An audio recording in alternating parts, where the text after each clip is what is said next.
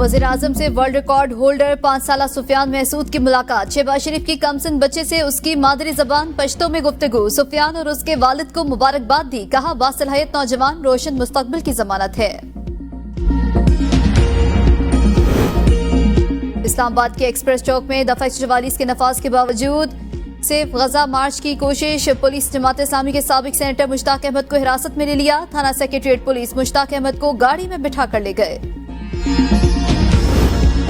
कराची शहर में वक्फे से बारिश। जिला बस्ती में बारिशों से मुख्तलिफ शाहराहों पर पानी जमा। कई जगहों पर सड़कें टूट फूट का शिकार।